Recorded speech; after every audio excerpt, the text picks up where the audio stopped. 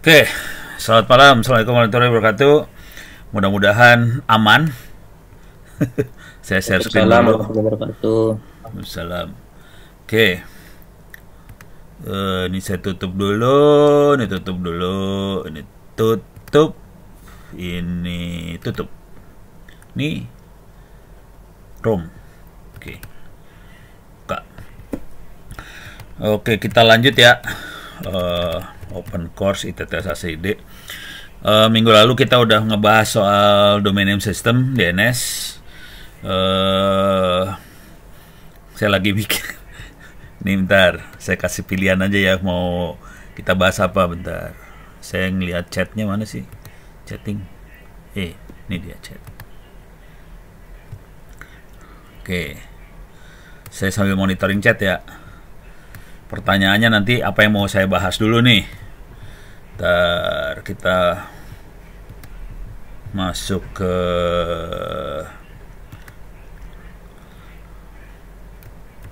(2023) jaringan komputer. Kalau nggak salah sudah ada 1 atau 2 orang yang udah lulus nih ya. Kalau yang belum ngerjain kuis UTS UAS, silahkan ngerjain kuis UTS UAS. Ntar. Lemot lemot banget, stres. Aduh, masuk ke Pak, server. nilai terendah berapa ya? Nilai terendah maksudnya gimana? KKM. Kalau nggak lulus, pokoknya kalau nggak salah di bawah 65 tuh berabe urusannya kalau nggak salah. Tapi yang nentuin sih ini siapa namanya? Aziz. Kalau mau aman di atas 70 lah, kalau bisa 80 lah, orang gampang. Kalau nilainya jelek, ujian lagi, nilainya jelek, ujian lagi gitu. Oke, siap. Jadi ujian boleh berkali-kali, nggak ada batasnya. Sampai tua juga, pokoknya sampai akhir semester lah pokoknya. Sampai saya masukin nilai, ujian terus. Kalau bisa sih dalam minggu ini dikerjain ujiannya semua, biar nggak usah ngelihat kuliah saya lagi gitu. Sebenarnya kalau mau jujur, saya juga nggak peduli Anda mau ikut kuliah atau nggak peduli. Yang penting ujian dikerjain atau nulis buku gitu kira-kira. Cuman ini lemot Oke. Ini dulu ya materi ya. Jadi kemarin sudah saya jelaskan soal DNS. Oke. Yang masih belum dijelasin ada soal content management system, ada soal email, ada soal VoIP. Ini agak susah VoIP neranginnya, soalnya paling enak sih neranginnya sambil praktek beneran. Jadi kita bikin sentral telepon terus telepon-teleponan gitu, berapa komputer, itu lebih enak sih. Kalau kayak gini pakai webinar ada susah. Untuk streaming multimedia bisa, cuman kalau pakai webinar kayak gini kayaknya pakai Zoom susah. API versi 6 udah kebayangkan ya, kan udah berapa kali dibahas. Ada hacking, keamanan jaringan, data security udah kemarin. Udah belum ya yang ini? Ini kelas ini belum ya kayaknya ya? Udah belum sih? Belum bro. Oh, enkripsi belum. Oh, Kalau ini kan ini orang-orang lapangan semua, orang karyawan udah ngerti ya yang namanya nginstall WordPress, nginstall gitu mah udah pada ngerti lah ya. Jadi saya loncat. Mending ke sini Bro. kali ya. Basic data security aja ya. boleh bro, boleh. Oke, basic data security ini dipakai. Oke, jadi materi hari ini tentang basic data security. Intinya mah enkripsi, dekripsi. Kira-kira gitu. Bagaimana kita encrypt, decrypt. Contoh aplikasinya adalah kalau di web HTTPS, kira-kira kayak gitu. Cuman dia lebih dari HTTPS sih sebenarnya. Kalau kita pakai VPN, pakai Open VPN, teknologinya sama yang dipakai. Kalau kita pakai di IP versi 6 ada yang namanya IPsec, itu teknologinya sama. Jadi semuanya pakai basic data security itu dipakai di mana-mana. Intinya kayak gitu. Oke. Sekarang saya kasih lihat contoh pemakaian benerannya aja dulu ya. Kita akan buka ini email Thunderbird. Ini dibuka Thunderbirdnya. Bentar. Nih. Oke, banyak banget emailnya ya. Coba saya reload. Ini kalau nggak salah gue udah ambil emailnya, kok masih ada, udah diambil tadi. Masih ada ya? Oke.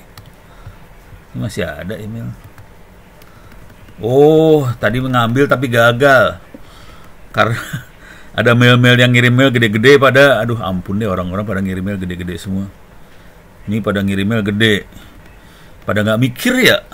Oke, ya udah. Jadi saya kesulitan buat ngambil tadi karena mailnya gede-gede. Oke,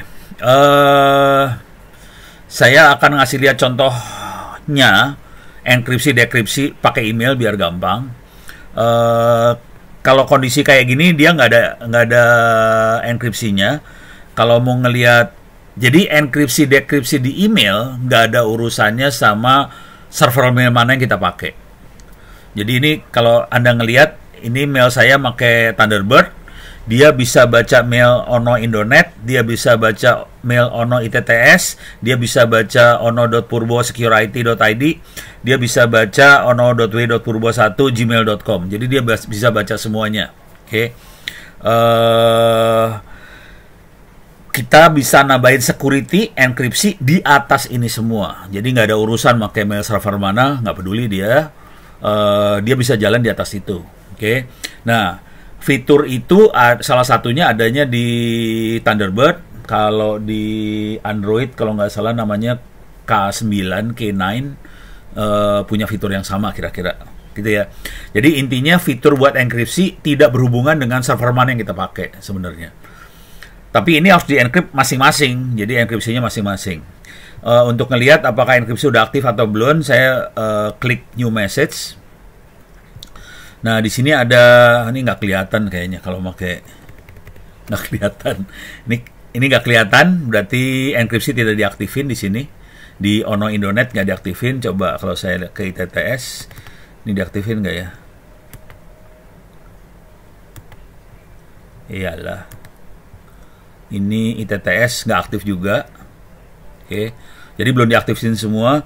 Security yang, karena ini laptop saya dipakai cuma buat demo-demo, jadi saya nggak ngaktifin security beneran. Sekarang saya coba aktifin yang di Indonet.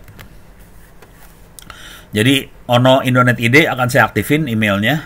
Oke. Security-nya saya harus masuk ke salah.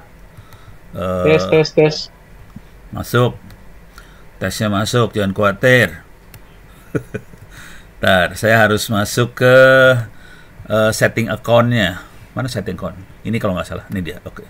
Nah, ini dia. Oke. Saya masuk ke setting account. Kemudian di sini saya harus masuk end-to-end encryption. Atau digedein ya, biar rada gede ya. Saya gedein bisa nggak? Nggak bisa. Control plus, kagak bisa. Nah, pakai doa mudah-mudahan kelihatan. Ini ada kata-kata end-to-end encryption di sebelah. Jadi saya klik account-nya langsung. Kemudian di sini ada end-to-end encryption. Di sini ada nggak? Address book. Ini apa? Kalender. Ini apa? Task. Ini chat. Nggak ada. Berarti di sini ya.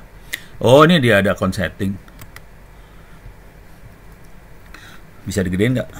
Nah, ini bisa digedein yang di sini. Oke, biar kelihatan. Oke. Jadi saya tadi klik.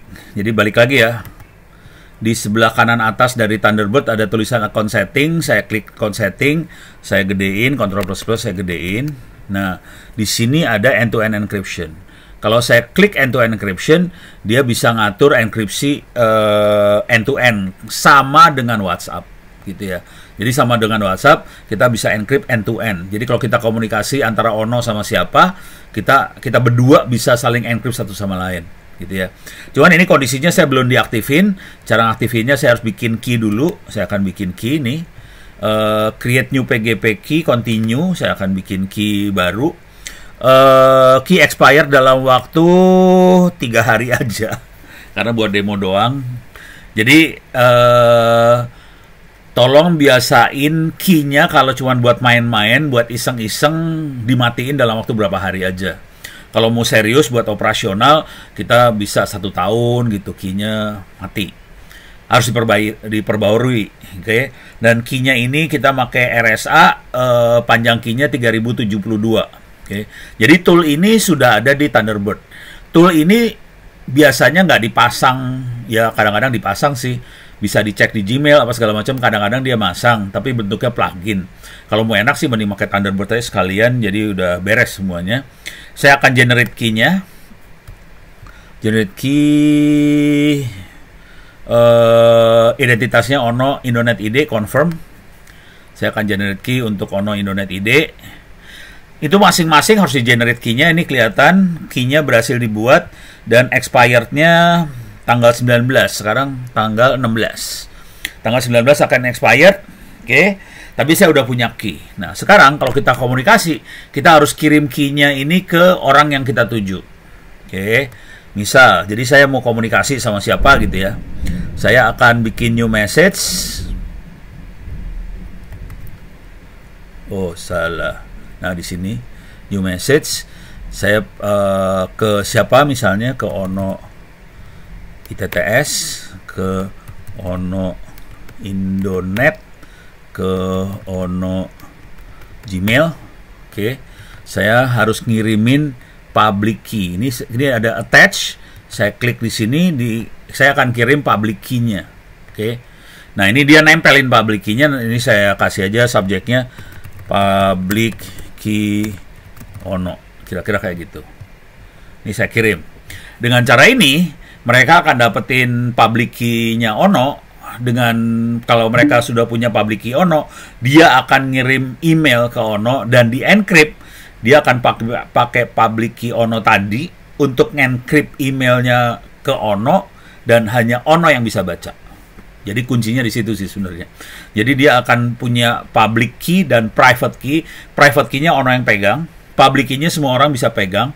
Public key ini akan dipakai oleh orang yang akan ngirim message ke Ono supaya hanya Ono yang bisa baca. Itu namanya end-to-end encryption. Itu bahasa marketingnya lah, kira-kira kayak gitu.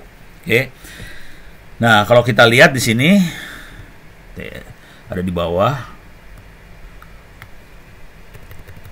Iyalah. Nih.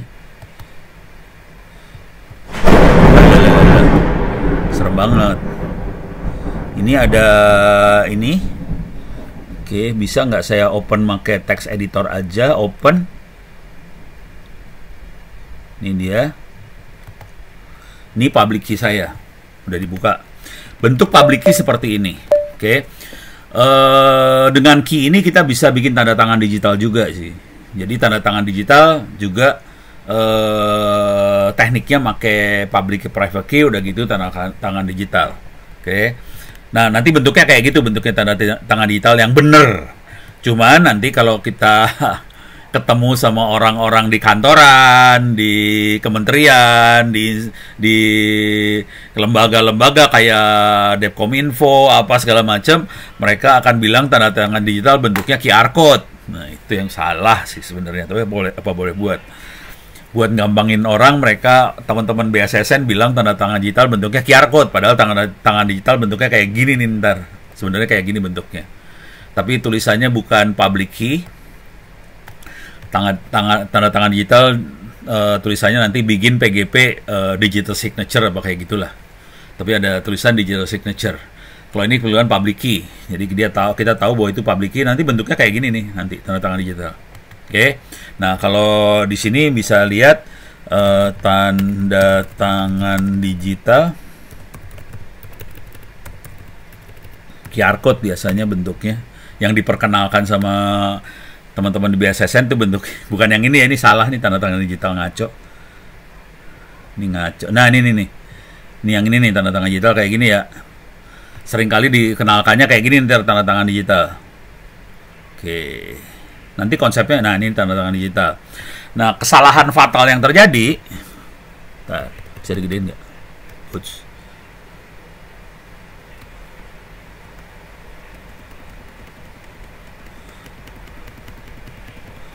Nih, yang kesalahan fatal yang terjadi, ini kejadian langsung beneran. Prinsip validasi tanda tangan digital pada file gimana? Ini langsung loncat aja pada nanya. Waduh, oke. Ini kayaknya saya harus cepet neranginnya. Soalnya kayaknya Anda udah kebelat semua pengen tahu. Saya kasih tahu masalah-masalah dulu ya. Jadi ini contoh ada bentuk tanda tangan digital kayak gini. Ini nggak ada link kemana-mana nih. Nah ini punya masalah kasusnya sama istrinya anak saya. Jadi anak saya punya istri, saya jadi mertuanya dia. Dia kebetulan kerjanya di DPRD DKI. Kemudian dia suatu hari dia ngasih lihat ke saya, "Pak, ini ada surat edaran." Tulisannya udah surat edaran bla bla bla segala macam. Terus di bawahnya ada tulisan, "Surat ini tidak perlu ditandatangan karena sudah ditandatangan digital." Gitu doang kalimatnya. Nah, terus gimana cara kita validasi kan? Nggak bisa. Jadi itu contoh salah. Tanda tangan digital yang salah tuh kayak gitu. Tanda tangan digital yang benar harus ada file kayak tadi PGP segala macam. Oke. Supaya kita nggak terlalu bersusah payah, saya kasih lihat ininya dulu ya. Saya akan kasih lihat makhluk-makhluknya semua. Dan ini akan saya kasih lihat bagaimana dia melakukan verifikasi. Cuman supaya gampang, saya ngirimnya ono ke ono lagi ya. Karena ono yang bikin tanda tangan digital, saya punya public key-nya, saya punya private key-nya, saya akan kirim ke diri sendiri. Ini contoh kalau tidak. Nah, kalau saya udah punya key, kelihatan di sini ada kata-kata encrypt sama OpenPGP segala macam kelihatan di sebelah sini. Tadinya nggak kelihatan. Sekarang saya akan kirim email tanpa enkripsi. Jadi encryptnya nggak saya contreng nih. Ini email tidak di enkripsi. Mudah-mudahan kelihatan nih di Zoom. Enkripsi. Bisa digedein nggak ya? Nggak bisa digedein nih soalnya. Pusing gua. Ini nggak bisa digedein ya. Pusing saya ini nggak bisa digedein. Mudah-mudahan kelihatan. Ini ada kata-kata email tidak bisa dienkripsi. Saya masukin. Yang bisa digedein cuma ininya doang nih.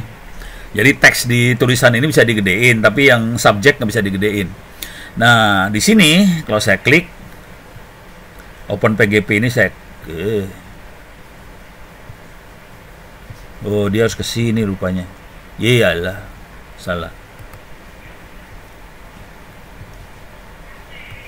Nah, kalau saya klik OpenPGP, dia ada OpenPGP, cuman encryptnya tidak dicontreng, udah gitu tanda tangan digital tidak dicontreng. Jadi ini kondisi email kalau tidak di encrypt kayak gini, oke ininya. Sekarang ini bisa kita baca tetap. Kalau saya send, ini saya lagi nge-send ke diri sendiri dengan kondisi tidak di encrypt. Oke, sekarang saya akan baca. Di sini ada mail baru, mana dia mail baru tadi? Iyalah, ini salah klik. Nih, ini ada mail tidak dienkripsi. Oke, mail ini tidak dienkripsi. Nah, untuk ngebacanya bisa kita lihat di sini, more.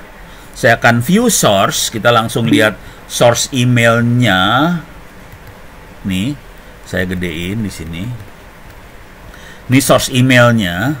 Kita lihat ke bawah. Ini ada kata-kata. Bentar. Oke, ini email tidak dienkripsi. Oke, walaupun dia ada auto encrypt datanya kayak gini, tapi ini kondisi email tidak dienkripsi dan kita bisa langsung baca nih. Email ini tidak dienkripsi. Jadi kalau email tidak dienkripsi kita bisa langsung baca. Oke, sekarang saya kasih contoh kalau emailnya dienkripsi. Ini saya buang ya, saya delete aja. Oke, sekarang saya akan bikin email lagi. Saya kasih lihat contoh-contohnya ini. Sekalian ngecek tanda tangan. Iyalah, kok kayak gini banget sih. Saya ngirim ke diri sendiri lagi. Ini email di enkripsi. Ini saya akan enkripsi nih. Nih, email di enkripsi nih sekarang ya. Cara enkripsinya gampang. Ini saya klik aja encrypt. Email nanti yang dikirim akan dienkripsi. Kalau kita cek di sini OpenPGP-nya, ini dicontreng, encrypt dicontreng, subjek diencrypt dicontreng, tanda tangan digital juga dilakukan. Jadi ini dicontreng semua. Jadi encrypt iya, subjeknya diencrypt iya, tanda tangan digital iya, semuanya dikerjakan. Saya kirim nih makhluk ini sekarang, jebret, saya kirim. Oke. Oke. Dah. Oke. Sekarang kalau kita lihat email yang saya terima bentuknya jadi kayak gini nih. Lihat paling bawah nih. Mudah-mudahan kelihatan ya. Ini ada subjeknya bentuknya titik-titik-titik tuh. Di email yang paling bawah tuh. Subjeknya titik-titik-titik. Oke. Kalau saya klik ini saya klik. Oke. Nah, ini langsung kebuka nih. Ini email dienkripsi, ini email Nah, sekarang subjeknya kebuka. Nah, sekarang apa bedanya email yang ini sama email sebelumnya? Di email yang ini ada kata-kata ini nih, ada OpenPGP. Nih, show message security. Nah, ini buat ngecek autentikasinya ya. Nih dia ngecek. Oops, sorry, salah. Saya klik di sini, dia akan ada kata-kata good digital signature, jadi tanda tangan digitalnya bagus. Siapa yang tanda tangan bisa kita cek di sini. Yang tanda tangannya namanya Ono dan dia pakai secret public key, private key segala macam. Oke. Jadi bagus, kita bisa ngecek lagi. Itu dari sisi tanda tangan digital. Dari sisi message-nya sendiri, kita cek lagi message-nya sendiri, kondisinya gimana. Kelihatan bahwa ya yang punya key-nya adalah Ono segala macam, kelihatan di sini. Jadi kita bisa ngecek message-nya, kita bisa ngecek juga tanda tangannya. Jadi ngeceknya cuma gini doang sih sebenarnya. Kalau di email Thunderbird seperti ini, beres ya. Nah, sekarang bentuk sebenarnya kayak gimana? Kita more, saya akan view source lagi. Bentuk sebenarnya horror sih sebenarnya. Nih, sorry salah. Nah, ini dia. Saya gedein. Oke, kalau masih ingat tadi waktu saya ngasih lihat, ini saya geser. Waktu saya ngasih lihat apa sih yang tidak dienkripsi, ini masih sama autocrypt-nya. Nah, di sini mulai kelihatan nih. Oke, ini kelihatan ada OpenPGP MIME encrypted message. Oke. Kemudian dia kasih lihat bahwa ini message-nya di-encrypt. Jadi kalau masih ingat waktu saya ngirim public key, dia bikin PGP public key. Kalau yang ini message-nya di-encrypt. Oke. Bentuknya encrypt kayak gini sampai ujung. Dalam encrypted message ini ada apa? Ada key masuk, ada tanda tangan digital masuk semua. Jadi dimasukin semua dalam satu file kayak gini. Bentuknya kayak gini nih, yang encrypt itu ya. Nah, itu kalau semua message di-encrypt. Sekarang saya akan bikin lagi, kirim ke Ono Indonet. Ini hanya di tanda tangan digital saja. Oke. Jadi ini sekarang saya akan tanda tangan digital doang nih. Message-nya tidak di-encrypt, saya akan tanda tangan digital aja. Jadi bisa juga kayak gitu. Caranya cuma gini doang. Tanda tangan digital yang saya contreng di sini, cekrek, contreng. Kalau kita lihat lagi, tanda tangan digital contreng, tapi message tidak di-encrypt. Jadi bisa message tidak di-encrypt, kita tanda tangan digital. Dan ini yang dilakukan untuk surat yang tadi tanda tangan digital. Jadi tanda tangan digital bisa ditempelin ke message yang lagi kita kirim. Kalau di dokumen ya caranya dokumen itu kita tempelin tanda tangan digital. Oke, ini kita kirim nih kayak send. Oke, deh. Nah sekarang kita lihat di bawah, ini udah masuk. Ini ada kata-kata di subjeknya, ini hanya di tanda tangan digital saja. Coba kita baca di sini. Oke, nah kita bisa lihat di sini. Oke, wait, sorry, salah. Nih. Tanda tangan digitalnya good, bagus. Terus ada kata-kata message is not encrypted. Sekarang saya akan lihat siapa yang tanda tangan. Kita bisa verifikasi. Yang tanda tangan adalah Ono Indonet. Kelihatan. Oke. Nah sekarang gimana bentuk message-nya sendiri? Saya akan more, view source. Kayak tadi lagi. Sorry. Mana dia? Salah. Ini dia. Oke, ini source-nya langsung. Nih, oke. Nah, ini dia. Ini dia ada public key. Oke. Kalau kita ke bawahin, dia punya signature. Jadi tanda tangan digital ditempel kayak gini bentuknya. Cuman dia ngasih tahu public key saya apa, dia kasih tahu juga. Jadi public key ditempel, tanda tangan digital ditempel. Terus message-nya kan harusnya bisa kita baca. Ya, bisa kita baca. Ini dia message-nya. Ini message-nya segini nih. Kita nggak bisa baca. Nah, tapi ada kodenya di sini. Content transfer encoding base 64. Jadi, message yang kita kirim tadi di-convert pakai base 64. Oke. Jadi ini saya ambil. Saya harus decoding dulu pakai base 64. Ini saya ambil. Copy. Oke. Kita googling dulu ya, cari base 64. Base 64 decoding.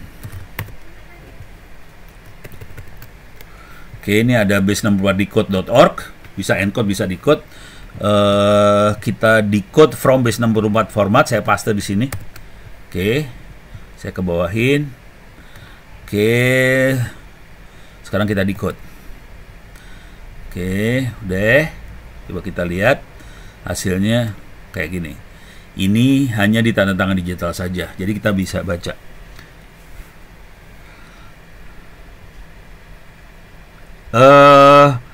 Yang di hash itu bukan signature-nya. Yang di hash pakai base64 itu message-nya. Jadi bukan tanda tangan digital ya. Balik lagi, saya kasih lihat lagi di sini. Ini base64 ini hanya message-nya aja. Ini hanya message nih ya. Ini message. Tanda tangan digitalnya mana? Ada di bawah. Di sini tanda tangan digital. Nggak ada urusan sama base64. Jadi tanda tangan digitalnya di bawah yang kayak gini nih. Makanya PGP semua. Oke. Jadi ini nggak di code, di encode pakai base64 nggak. Ini memang makhluknya bentuknya kayak gitu. Udah mulai kebayang ya. Tanda tangan digital yang benar adalah yang ini. Bukan QR code, bukan URL, bukan. Jadi apa yang dilakukan oleh orang-orang itu adalah kalau QR code, nanti dia QR code bentuknya, kalau kita scan QR code-nya biasanya masuk ke linknya ke URL mana, URL-nya akan ngarah ke tanda tangan digital ini, entarnya yang bener. Cuman kan orang jadi seenak jidat, QR code apa aja ditempel. Waduh, ya kacau udah ceritanya. Jadi nggak gitu juga kali. Jadi harus ngerti ya makhluk-makhluk ini. Oke, udah mulai kebayang.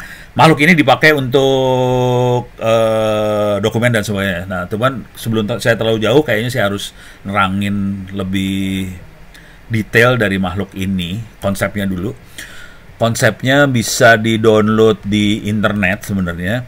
Dan ini yang bikin adalah yang jadi otaknya undang-undang ITE. Slide-nya. Bentar, saya masuk ke cyber security. Cyber security. Ini dia. Oke.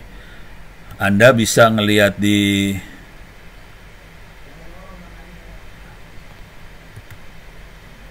sini ya. Bisa diambil di sini LMS Ono Center Pustaka.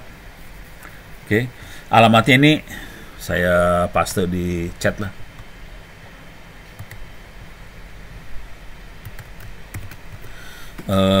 LMS onocenter.org/pustaka. Jadi bisa masuk situ. Di sini ada folder docs. Kemudian di bagian bawah ada folder security maksudnya. Oke, saya paste juga lah. Copy. Oke, dah. Nah, file yang saya kasih lihat adalah file yang PPT. Mana dia PPT? Ini paling bawah nih. PPT migrasi ke e-commerce dibuat bulan 5, Januari, Februari, Maret, April, Mei 2000. Jadi di bulan Mei tahun 2000 ya. Jadi sekitar 23 tahun yang lalu. Udah lama banget nih filenya dibuatnya. Dan ini waktu itu dibuat karena kita mulai bikin undang-undang informasi sama transaksi elektronik.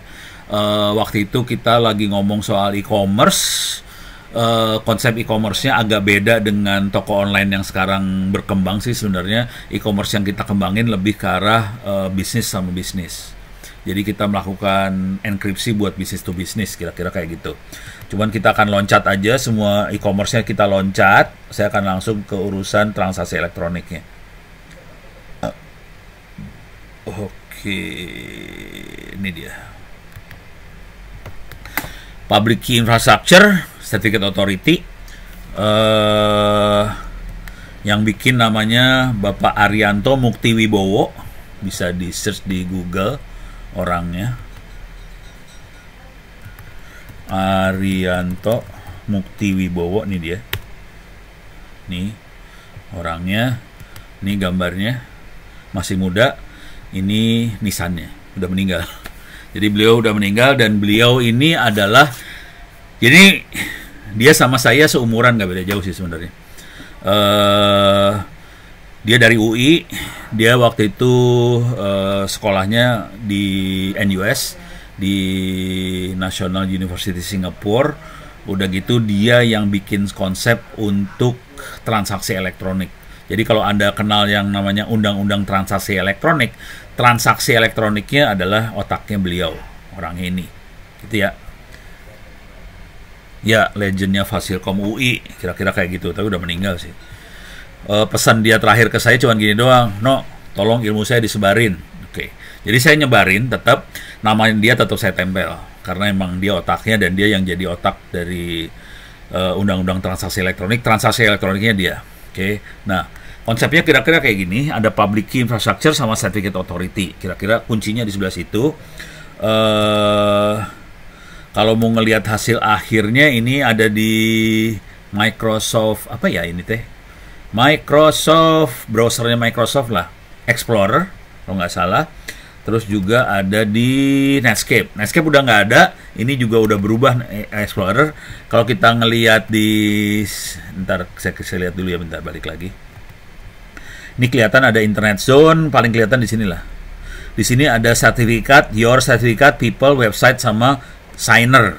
Ada kayak gini nih sertifikatnya. Nah kalau kita balik ke sini, saya klik ini, masuk lagi ke Setting. Di sini saya gedein dikit, ada Privacy sama Security. Kalau kita turun ke bawah, di sini ada Security. Kita turun lagi ke bawah, di sini ada Manage Security Keys. Salah, balik dulu, salah. Ada Manage Device Certificate. Nah ini ada Your Certificate, ada Server, ada Authorities. Kalau tadi kata-katanya ada Signer gitu ya. Nah ini authoritiesnya cuma dua nih, di Gnotar sama di yang benernya banyak nih, ada VeriSign apa segala macam. Oke, jadi kuncinya di sini, ada yang ngasih tanda tangan, kira-kira kayak gitu. Cuma nanti kalau kita lihat Kominfo nggak ada di sini, itu jadi masalah. Konsekuensinya sertifikat dari Kominfo nggak berlaku, sertifikat dari BSSN nggak berlaku di browser yang kita pakai. Jadi itu masalah besar sih sebenarnya. Cuman kayaknya mereka cuek. Ya udah.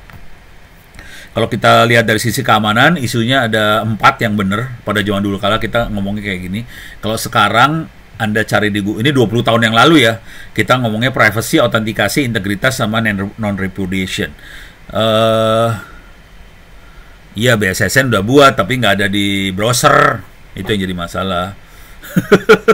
Jadi masalahnya tidak ada di browser. Akibatnya, walaupun BSSN ada, kalau pakai sertifikat dari BSSN, tetap aja dibilang sama browser itu bohong. Kira-kira kayak gitulah. Kira-kira. Nah, isunya adalah privacy. Privacy kira-kira gini. Kalau kita ngirim message ke Ono, hanya Ono yang boleh bisa buka. Itu privacy. Autentikasi, isunya kira-kira gini. Si pengirim atau si penerima bisa saling ngecek. Ini yang ngirim benar-benar Ono bukan, atau yang nerima Ono benar bukan, kira-kira kayak gitu. Integritas data, integrity kira-kira kayak gini. Kalau teksnya kita kirim, ada yang ngerubah di jalan, di ujung sebelah sana tahu bahwa teks ini dirubah. Gitu. Kan ini filenya file elektronik. Jadi kalau sampai filenya dikirim, kemudian dirubah di tengah jalan, sistem harus bisa tahu bahwa ini bukan file yang asli. Gitu. Jadi walaupun kayak tadi saya kirim mail tidak dienkripsi, hanya dikasih tanda tangan digital di ujung sebelah sana, pakai tanda tangan digital yang saya kirim, saya harus bisa ngecek bahwa mail ini tidak berubah, gitu. Atau mail ini berubah dari yang asli. Jadi integritas bisa dicek walaupun tidak dienkripsi, kira-kira gitu. Dan ini teknik ini yang dipakai untuk di dokumen. Jadi dokumen kan tidak dienkripsi, orang bisa baca sih sebenarnya. Tapi dari tanda tangan digital kita bisa ngecek, ini dokumennya bener, kata-katanya ada yang dirubah nggak? Nah itu integritasnya bisa dicek pakai tanda tangan digital. Jadi tanda tangan digital bukan tanda tangan di scan ya. Jadi kemarin banyak yang salah banget. Mereka kadang-kadang mikir tanda tangan digital adalah tanda tangan yang di scan, salah banget. Udah gitu non repudiation itu kira-kira dalam bahasa yang sederhana kira-kira adalah saya harus bisa apa ya? Pakai file yang saya punya ini buat jadi barang bukti di pengadilan dan nanti si terdakwa nggak bisa mungkir. Padahal kita tahu ini filenya file elektronik. Kita tahu yang namanya file elektronik bisa kita edit seenak jidat. Bayangkan sebuah file elektronik yang bisa diedit seenak jidat, dibawa ke pengadilan dan kita bisa meyakinkan bahwa ini adalah barang bukti yang sah dan si terdakwa nggak bisa berkutik. Itu namanya non-repudiation. Cuman nanti kalau kita masuk ke dunia hari ini dia nyebutnya bukan kayak tadi, tapi CIA dia nyebutnya. Jadi dia gantilah biar kayak inilah, kayak CIA ini. Nah ini dia, confidentiality, integrity, sama availability. Jadi itu dirubah sama dia supaya sama orang-orang dirubah supaya kayak intelijen Amerika gitu kira-kira, padahal nggak cocok nih. Availability nggak connect sih sebenarnya, itu lagi maksa banget. Kalau yang bener mah yang ini tadi, yang ini lebih bener. Kayak udahlah, orang pengen ngerubah. Ini kalau kita lihat ini penjelasan yang lebih detailnya tentang confidentiality, integrity, sama autentikasi. Ini kalau kita lihat contoh di sini Presiden Gus Dur, waktu itu presidennya Gus Dur soalnya. Oke. Saya lewat lagi. Nah, sekarang teknik enkripsi. Ada dua teknik enkripsi. Teknik enkripsi yang pertama adalah symmetric cryptography, artinya kunci buat encrypt harus dikirim ke sebelah sana. Sama dengan decrypt lah kira-kira. Kunci encrypt sama decrypt sama, gitu ya. Masalahnya adalah bagaimana kita mendistribusikan kunci ini. Kisah yang paling keren dari makhluk ini adalah Enigma, kalau mau tahu. Enigma. Oke. Ini saya bisa lihat gambarnya nggak nih? Ini dipakainya di kapal selam Jerman terutama, keren bekennya. Jadi ini alatnya dibikin sama Jerman, dipakai buat komunikasi antar dari markasnya kapal selam Jerman ke kapal-kapal selamnya. Jadi mereka pakai Morse, ngirimnya pakai Morse, tapi Morse-nya di-encrypt gitu. Jadi teksnya berantakan sekali. Udah gitu dia kirim ke kapal-kapal selamnya. Nah, udah gitu ada Alan Turing dari Inggris yang ngejebolin Enigma itu. Di samping itu juga Enigmanya, mesinnya akhirnya berhasil didapat. U-boatnya ada di U-boat, kapal selam di zaman Perang Dunia. Kapal selam Jerman waktu Perang Dunia II disebutnya U-boat, dan ada satu U-boat yang berhasil diamankan sama sekutu. Ini U-boatnya diamanin, dari situ kita dapat Enigmanya. Setelah Enigmanya dapat, semua komunikasi jadi kebuka buat sekutu. Akibatnya kapal selamnya ketahuan ada di mana segala macam, hajar habis gitu, kira-kira kayak gitu. Jadi itu kisahnya dari symmetric cryptography. Oke. Jadi ini masalah buat distribusi kuncinya. Tapi jangan khawatir, sampai hari ini tetap dipakai. Oke. Nah, sekarang kita tekniknya lebih ke arah sini sekarang. Public key cryptography. Jadi kuncinya sepasang, ada kunci private sama kunci publik. Tadi yang saya pakai ada salah. Gimana cara balikin lagi nih? Alah. Iya, sip. Oke. Nah, bentuknya kayak gini.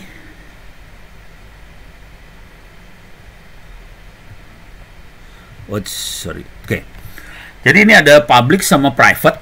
Ada public key sama private key. Caranya tadi saya nyebarin public key saya. Orang yang punya dapetin public key saya bisa nge-encrypt message buat dikirim ke saya, dan hanya saya yang punya private key-nya bisa buka message tadi. Jadi ini tekniknya public key private key. Konsekuensi dari ada public key private key adalah, oh ini lama ngejebolnya. Ini jebolnya. Waktu itu kita masih pakai sekarang udah triple dash, ada make RC4, sekarang make RSA, dan panjang pada 20 tahun yang lalu panjang key-nya masih 64 bit, 128 bit, sekarang panjang key-nya udah ribuan bit. Jadi jebolnya udah setengah mati sekarang. Oke. Sekarang konsep tanda tangan digital. Tanda tangan digital seperti apa? Tanda tangan digital yang pasti bukan tanda tangannya di scan, bentuknya cara kerjanya kira-kira gini. Jadi ada teks, masukin ke fungsi hash, dapat sidik jari teksnya. Konsekuensinya kalau teksnya berubah, dimasukin fungsi hash, sidik jarinya berubah. Dengan cara itu kita bisa cek sidik jari teksnya tadi. Kalau sidik jari teksnya beda, ya udah pasti teksnya berubah. Sekarang tinggal kita masukin informasi dengan private key si pengirim. Jadi sidik jari teks di encrypt pakai private key pengirim, kita dapat tanda tangan digital. Jadi tanda tangan digital ada dua informasi di situ. Teksnya yang mana, yang tanda tangan siapa, gitu. Jadi kalau sampai tanda tangan digitalnya beda, ya kita punya masalah. Dari si pengirimnya siapa jadi beda, terus teksnya yang mana beda. Jadi itu buat ngecek pengirim sama teksnya langsung. Oke, itu tanda tangan digital. Jadi ada dua informasi, ingat di tanda tangan digital, teksnya sama pengirimnya. Bukan tanda tangan di scan. Itu yang jadi masalah besar. Sifat tanda tangan digital seperti apa? Otentik, bisa dijadikan barang bukti di pengadilan, hanya sah untuk dokumen itu saja atau kopinya. Jadi dokumen itu sama kopinya sah. Dapat diperiksa dengan mudah oleh siapapun. Itu kira-kira beres ya. Terus bentuk sertifikat digital kira-kira kayak gini, informasinya ada country, ada organisasi, ada unit organisasi, ada namanya, ada masa berlaku. Tadi kalau lihat saya ada masa berlaku, saya bikin, ada kunci publik, dan ada tanda tangan dari otoritas, sertifikat authority. Sertifikat authority-nya adalah lembaga di atas yang kalau di Indonesia barangkali BSSN, yang akan menjamin bahwa ini benar, kira-kira gitu. BSSN, Kominfo berusaha untuk jadi certificate authority, cuman kayaknya mereka nggak sanggup sampai bisa masuk ke browser. Karena gini ya, untuk bisa masuk ke browser ini urusannya urusan trust, urusan kepercayaan. Untuk bisa masuk ke browser, si browsernya harus bisa mempercayai BSSN sama Kominfo. Masalahnya dengan kalau punya certificate authority kayak gini, dia bisa nyadap orang sih sebenarnya. Nah, kita tahu sendiri Republik ini kadang-kadang nggak bisa dipercaya. Dia punya tanda tangan digital, dia punya kemampuan saya bisa nyadap. Nah, pertanyaannya apakah BSSN sama Kominfo bisa ngerem untuk tidak nyadap? Kita tahu Kominfo pengen blokir situs porno misalnya. Konsekuensinya dia akan nyadap sih sebenarnya. Jadi, nah kalau udah dia declare bahwa dia akan blokir situs porno, dia akan nyadap, dia bikin sertifikat, ya sebelah sononya nggak percaya. Akibatnya kayak gitu, kira-kira kayak gitu ya. Jadi sertifikat digital, sertifikat authority nggak sembarangan, soalnya dia punya etika yang tinggi banget. Itu kira-kira gitu. Keuntungan punya sertifikat digital, kita bisa bikin komunikasi tertutup antara dua pihak, saling autentikasi, bisa membuat membesar tanda tangan, membuat surat izin digital, bisa dibuat offline verification. Contoh yang kayak ginian, contoh yang paling gampang adalah paspor digital. Jadi itu bentuknya kayak gini sih. Jadi paspor digital seperti ini kira-kira gitu ya. Nanti ya bisa buat macam-macam sih, bisa paspor digital, bisa apa aja lah. Termasuk yang model kayak gini juga adalah SIM card untuk 5G segala macam, dia pakai teknik-teknik seperti ini juga sama. Nah, sekarang kita lihat bentuk transaksinya seperti ini. Nah, ini transaksi kalau kita kirim email atau apapun ya. Ini saya coba baca, ini ada message dari message. Ibnu. Jadi ingat start SSL.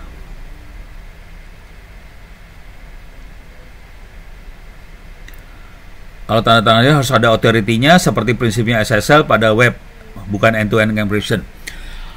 Ada authority-nya. Jadi tanda tangan digital ada authority-nya. Diskominfo Tangsel punya CE sendiri, punya certificate authority sendiri untuk tanda tangan digital. Jadi kita bisa bikin certificate authority sendiri sih sebenarnya. Jadi bisa aja kita bikin certificate authority sendiri. Cuman tergantung sekarang siapa yang mau ngakuin kita, si CA yang kita buat. Misalnya Diskominfo Tangsel, dia punya CA sendiri. Pertanyaannya, apakah Amerika percaya sama CA-nya Tangsel? Gitu. Tapi internal Tangsel percaya sama CA-nya Tangsel. Nanti misalnya CA-nya Tangsel sama CA yang ada di Tangerang, CA yang ada di Papua saling percaya, ya udah. Tapi kita hanya komunikasi dengan yang itu aja. Nah, kalau kita mau komunikasinya global, internasional, CA-nya harus tingkat kepercayaannya harus tinggi banget. Ini masalahnya itu aja sih. Jadi kita bisa aja bikin CA sendiri, sah, nggak masalah. Cuman yang jadi masalah adalah yang nanti bisa percaya siapa, itu aja. Tangsel jalan sih, ada sertifikat authority sendiri, nggak masalah, bisa jalan. Cuman ya di antara kita aja. Nah, taktiknya sebetulnya, jadi ini taktiknya bisa dua arah ya, bisa bottom up, bisa top down. Kalau bottom up, kita gerilya nih. Tangsel bikin, nanti Banten bikin, nanti Lampung bikin, nanti Papua bikin, Kalimantan bikin, nanti se-Indonesia bikin, nanti saling percaya satu sama lain. Nanti kalau Indonesia punya kebutuhan buat berkomunikasi sama Malaysia, Malaysia sama Indonesia bikin kesepakatan, oke, si yang ini bisa kita saling percaya, bisa kayak gitu modelnya. Atau kita langsung loncat ke atas, main sama CA yang gede-gede yang internasional, sah juga, tapi itu urusannya main duit loh. Jadi kalau main kayak gituan duitnya kencang, ngeri. Oke. Nah, sekarang saya kasih lihat proses ininya ya, proses komunikasinya. Oke. Ini sebetulnya ngirim email dari komputernya Alice ke komputernya Bob. Ini ada teks. Ini mau saya mudah-mudahan kelihatan. Teks di sebelah kiri, ini dikirim ke sebelah kanan. Sebetulnya kalau tidak di-encrypt, proses ini nggak terjadi. Jadi klik send aja di ujung sebelah sini dibaca. Sekarang saya akan baca cepat supaya saya bisa praktekin yang ngaco-ngaco. Oke, saya akan baca cepat proses enkripsinya. Teks, masukin ke fungsi hash, dapat sidik jari teks atau message digest. Message digestnya ini di-encrypt pakai private key si pengirim, Alice, di-encrypt, dapat tanda tangan digital signature. Teks, digital signature sama teks sama digital signature sama sertifikat digital dijadiin satu. Di-encrypt pakai symmetric key, bukan public private ya. Pakai symmetric key dapat message yang di-encrypt. Symmetric key-nya harus dikirim ke sebelah sana supaya tidak bisa dibaca orang. Symmetric key-nya di-encrypt pakai public key-nya Bob. Public key yang encrypt sekarang. Supaya Bob yang terima, karena dia Bob punya private key, dia akan bisa buka. Jadi symmetric key dipakai buat encrypt ini semua, dapat message yang di-encrypt. Symmetric key di-encrypt pakai public key-nya Bob, dapat digital envelope. Encrypted message sama digital envelope dikirim, semua nggak ada yang bisa baca. Digital envelope dibuka sama private key-nya Bob, dapat symmetric key. Symmetric key-nya dipakai buat decrypt message yang di-encrypt, kita kebuka semuanya lagi. Message-nya dapat, tanda tangan digitalnya dapat, sertifikat digitalnya dapat. Oke, pada titik ini kita bisa baca. Sekarang kita mau autentikasi, kita mau verifikasi. Ini message-nya benar apa salah sih? Yang kirim Bob atau bukan sih? Nah, ini dimasukin fungsi hash, dapat message digest. Tanda tangan digital di-decrypt pakai public key-nya Alice, yang encrypt tadi private key-nya Alice, di-decrypt pakai public key-nya Alice, dapat message digest. Dua message digest di-compare, kalau sama berarti message-nya oke. Yang ngirim Alice oke. Yang baca hanya saya aja, hanya si Bob aja. Jadi kira-kira kayak gitu. Prosesnya kayak gini doang. Beres ya? Oke. Sekarang saya masih, ini jam 8, masih ada 45 menit lagi. Oke. Ini udah beres, ini beres. Saya akan coba praktekkan yang lebih gila lagi. Ini tutup ya. Oke, saya akan kasih lihat kondisi realnya. Jadi sebetulnya yang namanya, jadi enkripsi ini munculnya dalam bentuk HTTPS. Oke, sekarang saya akan masuk ke sini, no center. Kita akan cek HTTPS-nya website-website. Jadi kalau kita baca di aturannya, itu gara-gara Arianto Mukti Wibowo ini ngomongnya gini kira-kira. Dia udah mikir sih dulu, ke depannya dia mikir, ini si E-nya harus di Indonesia. Jadi di Undang-Undang Transaksi Elektronik kalau Anda baca, Di sini akan ditulis eksplisit banget bahwa yang namanya Certificate Authority harus ada di Indonesia. Oke, cuman pelaksana undang-undang ini nggak ngerti otaknya kita-kita yang waktu bikin. Jadi yang ada di Indonesia adalah kantor salesnya sekarang. Servernya kagak ada di Indonesia. Jadi kondisinya itu sekarang. Jadi udah, sekarang saya akan lihat, saya akan cek internet banking ya. Cek internet banking. Paling enak lihatnya di situ lah. Beberapa situs internet banking. Nah, ini kita cek internet banking nih ya. Perintah yang bisa kita pakai adalah pakai OpenSSL as client, connect ke situs apapun, portnya 443 HTTPS. Nanti kita bisa lihat dia pakainya CE-nya siapa, kelihatan nih. Ini contoh saya masuk ke Bank Permata ya, Bank Permata. Ini di sini ada Bank Mandiri, Klik BCA, BRI, semuanya ada nih. Saya udah siapin lah buat di copy paste aja langsung ke sini. Oke. Saya paste in. Saya gedein dah biar enak ya. Zoom in biar enak. Zoom in. Oke. Kelihatan dia isu apa, organisasinya kelihatan, dia adalah private organization, serial numbernya ini, country-nya Indonesia, di daerah khusus ibu kota Jakarta, kemudian organisasinya namanya Bank Permata, websitenya www.permata bisnis, udah gitu yang tanda tangan adalah DigiCert. DigiCert sendiri ditandatangan lagi oleh Digital High Assurance, Root CA. Udah keren banget nih. Pertanyaannya, servernya DigiCert ada di mana? Jelas di Amerika, bukan di Indonesia. Jadi kalau kita lihat undang-undangnya, sebetulnya undang-undangnya mengharuskan servernya di Indonesia. Sebetulnya. Cuman prakteknya salesnya aja yang di Indonesia cari duit. Ya dari satu sisi sakit hati sih, cuman mau diapain ya? Susah hidup di Republik ini mah. Oke, kita lihat lagi ya yang lain ya. Saya clear dulu layar. Kita lihat. Ini Bank Permata. Coba kita masuk Klik BCA.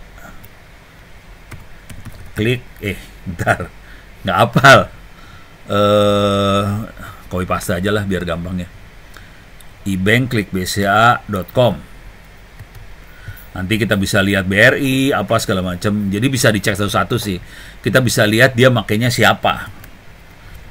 Oops, sorry. Alah.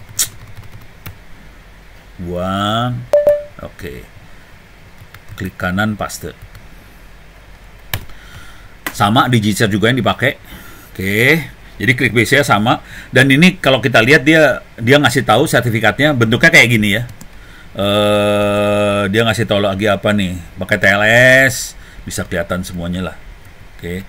Jadi kalau kita mau main-main mainan yang kayak gini, ini sebetulnya transaksi ini terjadi waktu kita pakai HTTPS, dia akan kayak gini juga transaksinya. Cuman pakai OpenSSL client kita bisa lihat yang lucu-lucu gitu, kira-kira kayak gitu sih.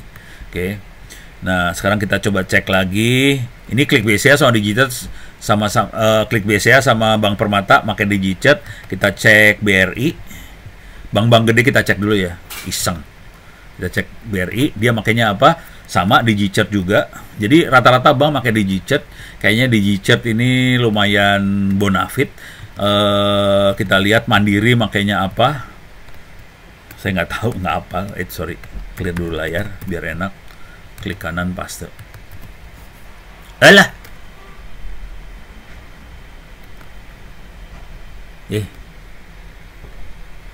Beneran nggak mau parah kunaon. Coba. Wish. Kenapa tidak mau nih Bank Mandiri ya? Coba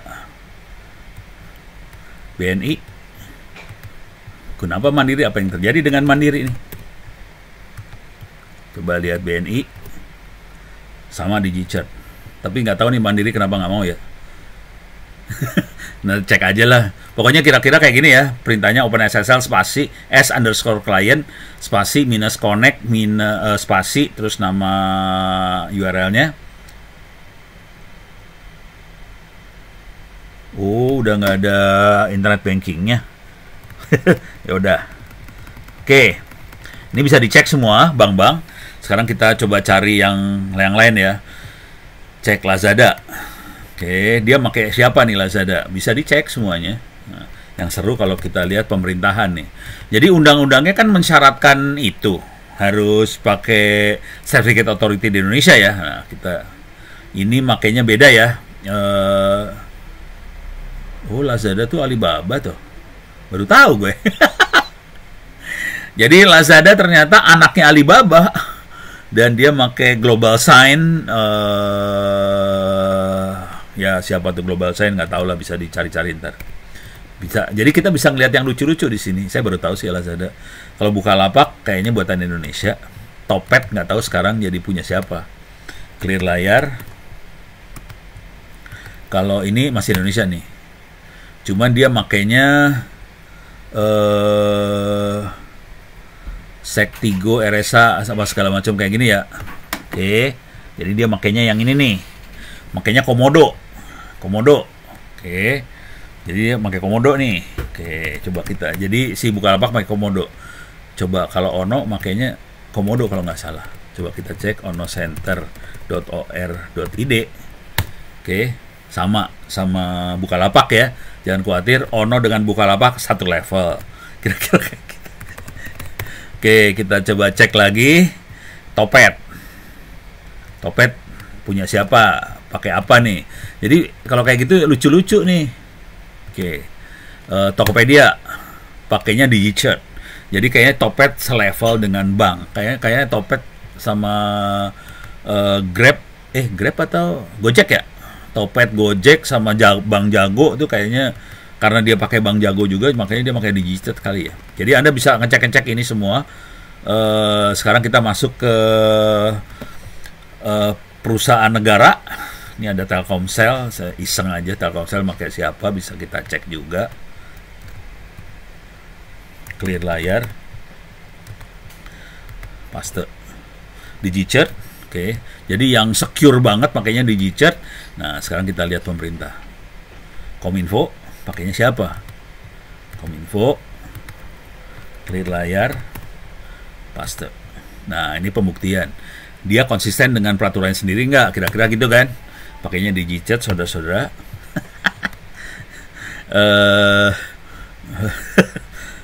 Oh, kita ganti, jangan Kominfo ya. Coba kita ganti sekarang sama BSSN. bssn.go.id. BSSN. Digichart juga. Jadi mereka semua makanya luar negeri. Padahal katanya BSSN punya CE sendiri kan, Kominfo punya CE sendiri. Ternyata dia pakainya Digichart, saudara-saudara. Jadi bohong aja punya CE sendiri. Jadi ini jadi masalah besar sih sebenarnya. Jadi kita tidak berdaulat sebetulnya, gitu kalimat yang rada ini. Coba kita lihat TNI lah. Oke, ini TNI. Ini catatan saya. TNI Mil ID nggak bisa connect, TNI Mil ID nggak bisa connect. Kita coba lihat TNI AU, bisa nggak? Ntar harus dicek dulu, nge-web beneran dulu, HTTPS gitu ya. Ini TNI Mil ID. Pakainya sama dengan Ono, makanya Komodo. Ini kelihatan ya. Oke, beres ya. Dah. Ini kira-kira kayak gitu. Cuman mereka akan berkelit, kira-kira ada di Indonesia. Ya emang ada sih. Tapi bentuknya kantor buat marketing, sales. Kalau servernya di luar sih sebenarnya. Kira-kira kayak gitulah. Jadi sebetulnya undang-undang kita dilanggar sendiri. Ya udah, nggak masalah. Itu ya yang bikin undang-undang siapa, yang melanggar siapa. Nah, sekarang kita akan masuk yang lebih, ini buat ngecek-ngecek aja ya. Nah, kalau mau bikin sendiri sertifikat, masukin ke web, caranya kayak gini aja, Apache HTTPS gitu ya. Ini mengaktifkan HTTPS di Apache. Jadi caranya kita harus request. Jadi kita bikin sertifikat signer buat ditandatanganin, itu dikirim ke Certificate Authority, Certificate Authority yang akan tanda tangan, kira-kira gitu. Dan kita harus aktifin dulu Apache diinstal. Ini caranya ya. Udah gitu kita enable HTTPS di Apache tadi. Ini cara ngaktifin enable, modulnya diaktifin. Ini yang di atas adalah enable HTTPS-nya.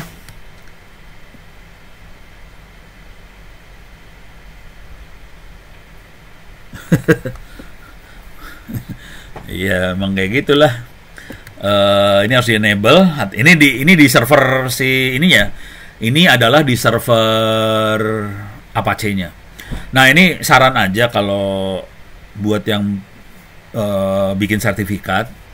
Saya pakai sertifikatnya bintang, jadi bintang titik Ono Center ORID. Jadi semua di bawah Ono Center bisa ditandatangan pakai sertifikat itu. Jadi sertifikatnya bakal habis akhir tahun ini. Itu harganya sekitar 300.000 perak sih per tahun. Jadi harus diperpanjang sih itu. Kalau saya pakai bintang, konsekuensinya domain-domain di bawahnya nggak usah saya bayar lagi. Saya bisa pakai satu sertifikat buat banyak domain. Kira-kira kayak gitu ya. Nah, kalau yang ini adalah di sisi server yang saya kasih lihat ini di sisi servernya. Oke, di sisi servernya saya harus aktifkan modul SSL-nya, site-nya harus aktif SSL-nya, modulnya harus diaktifin juga. Oke. Kalau mau self-sign bentuknya kayak gini, ini self-sign. Ini masalah dengan self-sign karena yang tanda tangan bukan certificate authority, yang tanda tangan diri sendiri. Oke. Nah, kalau nggak self-sign, yang nggak self-sign gue taruh di mana ya? Di sini kalau nggak salah. Ini. Nah, ini self-sign. Yang nggak self-sign di mana ya? Lupa ditaruh di mana. Jadi intinya kita harus bikin sertifikat request dulu.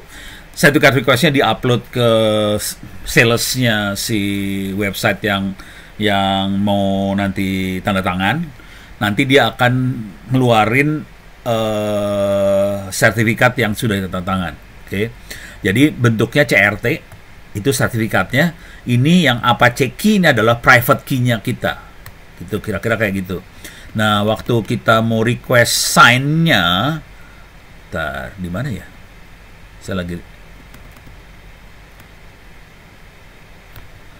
Oh, ini mah self sign langsung. Mana yang nggak self sign-nya? Cari-cari dah. Berarti saya nggak nyatet. Ini semua self sign semua ya? Nih, kalau nggak di sinilah. Apache generate CS certificate signing request. CSR adalah certificate signing request. Jadi harus baca di sini nih berarti. Nah, ini di chart itu dia kasih tahu gimana caranya bikin certificate signing request. Nih. Nah, ini kita kayak gini nih caranya nih.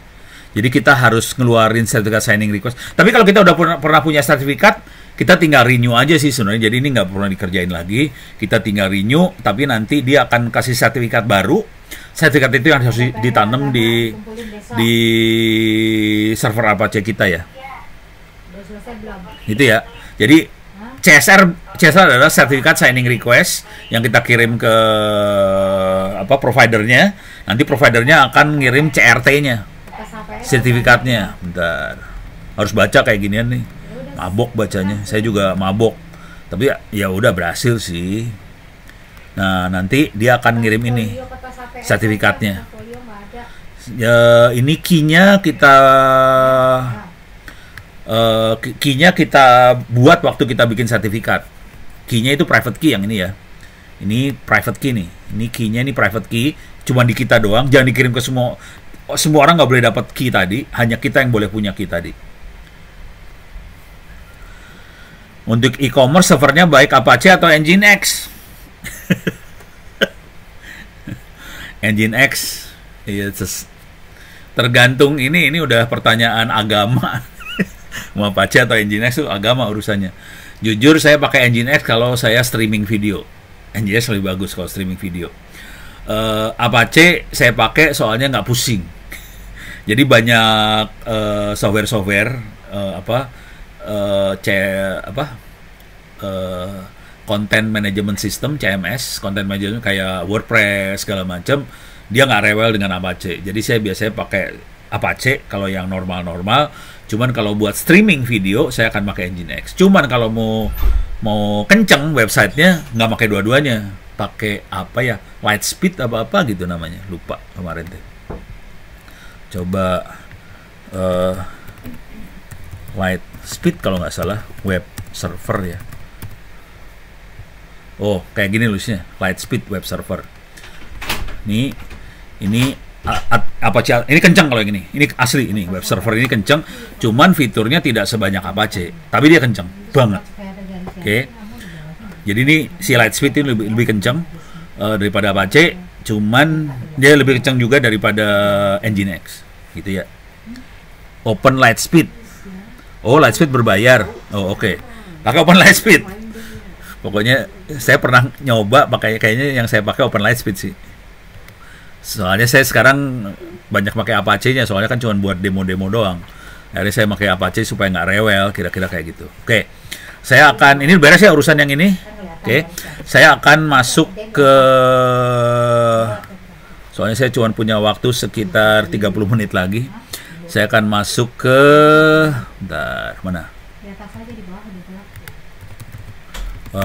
Open GNU PG ya. GNU PG. Salah. GPG. Ini dia. Oke. Nah, di sini ada mini how to. Kita akan pakai command line sekarang di shell. Kita akan pakai command line, kita akan ngutak-atik makhluk ini lebih dalam lagi. Kita bisa generate si key-nya pakai GPG ini.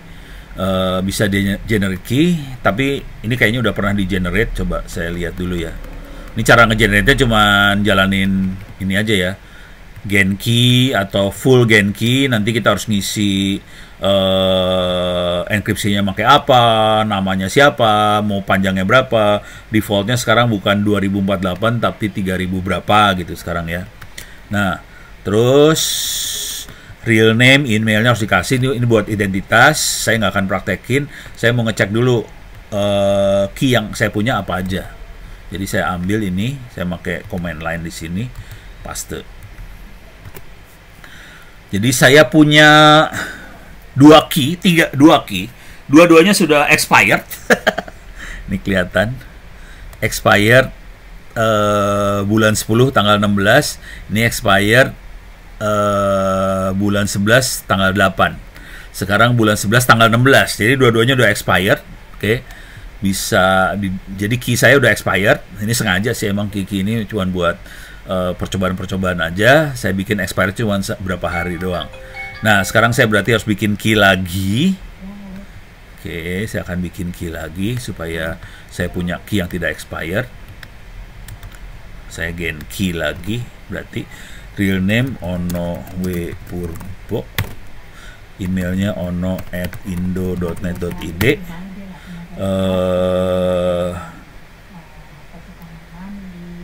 oke. Passwordnya 123456, passwordnya 123456. Itu private key-nya tadi ya. You have entered an insecure password. Ambil aja. Jadi tadi yang 12346 adalah private key saya, kira-kira kayak gitu. Oke. Nah, sekarang dia expirednya tanggal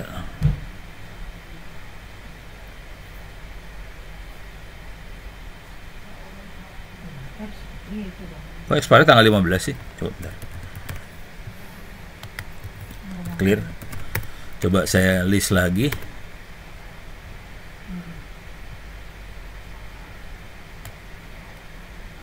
Expired tanggal 15. Ini kan tanggal 16 hari ini. Kagak ngerti saya. Kenapa expired tanggal 15? Nggak ngerti. Oh, 2025. Ya, untung dikasih tahu. Oh, 2025 ya, masih setahun lagi ya. Oh, belum expired ya. Oke. Thank you. Saya nggak ngelihat tahunnya. Oke, jadi saya punya dua key nih ceritanya. Satu harus di delete sih sebenarnya, tapi ya udahlah, biarin lah, pura-pura bego aja. Saya punya key. Sorry. Oke. Sekarang saya udah punya key. Oke. Sekarang kalau mau ini key list, saya bisa ngelihat key yang saya punya siapa aja. Kalau saya mau ngedelete satu key, saya bisa revoke. Jadi saya generate revoke.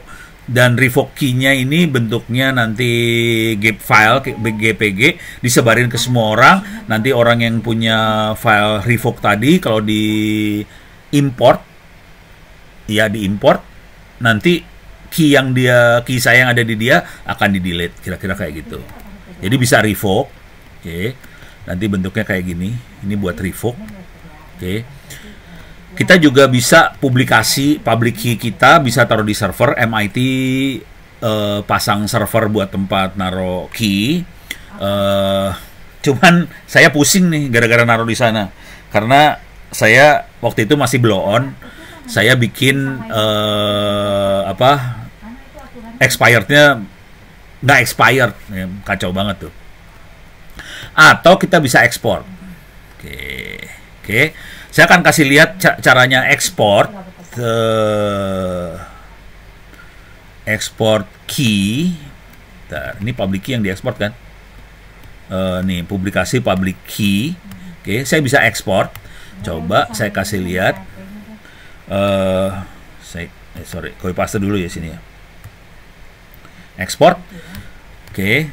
Description-nya nanti saya masukin emailnya saya aja gitu, kira-kira kayak gitu. Saya bikin folder dulu enkripsi supaya sudah ada ternyata folder enkripsi. Saya kosongin dulu ya. Nah, sekarang saya paste di sini supaya nanti saya ngoprek-ngoprek ada di sini semua. ono@indo.net.id. Nah, ini kalau diekspor bentuknya kayak gini nih. Nah, ini harus dimasukin ke satu file. Bentar. Atau gini aja ya, saya ulang lagi. Ini ekspor, saya masukin ke file misalnya public key ono txt. Oke, nanti kalau kita lihat public key ono txt ini adalah public key-nya. Jadi caranya ngekspor cuma gini doang sih sebenarnya. Jadi diulang, caranya ngekspor cuma ini doang. GPG -A itu memaksa dia berbentuk file ASCII text. Oke, kalau nggak pakai -A, misalnya saya gini ya. Oke, saya kasih extensionnya jangan txt, GPG gitu. Nih, coba kalau saya more public key ono GPG, ini bentuknya file binary nih. Nih binary. Jadi kalau saya nggak pakai -A, dia jadi binary. Kalau saya pakai A, dia jadi ASCII, bisa dibaca. Oke, sekarang saya lanjut. Ini beres. Ini lanjut ke bawah. Ini tadi kita bisa lihat key yang saya punya. Nah, saya bisa kalau mau ngekspor public key siapa gitu ya bisa kayak gini aja, GPG output kayak gini. Oke. Jadi mau public key-nya siapa bisa kita ekspor kayak gini. Ini armor. Tadi saya makanya -A doang. Kalau lengkapnya adalah armor. Itu lengkapnya kayak gini. Minusnya 2 biji armor. Kalau mau pendek -A. Kalau mau lengkap armor. Kira-kira kayak gitu. Kalau mau import, saya punya public key-nya orang. Kalau mau saya import, saya bisa import filenya. Kalau saya yang punya file teks, tetap aja kayak gini juga. Import file txt-nya, dia bisa baca juga. Jadi waktu import, dia nggak peduli apakah itu binary atau ASCII, bisa dia import.